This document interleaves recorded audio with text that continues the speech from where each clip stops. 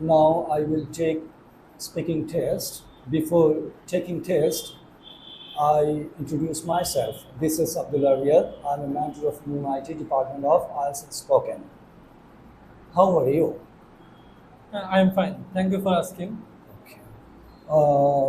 Where are you from? I am from Dagonmia.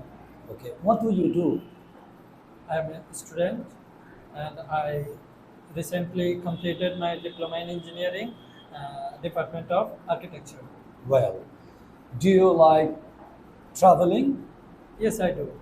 I have traveled some places that I like. I mostly travel with my best friends, sometimes with my family. I have traveled with my best friend in Cox's Bazar, Srimangal, Chatpur, and some waterfall like Napita Chora, Rupashi Jharna, etc. Well, what is your favorite game?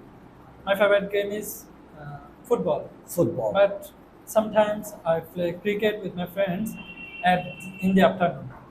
Well, what is your favorite color? My favorite color is actually I have two favorite color. One is green and another is blue. Do you like to do shopping sometimes? Yes, I like shopping, doing shopping. When I have money, I spend it by buying some clothes. Okay. What do you do in your free time most?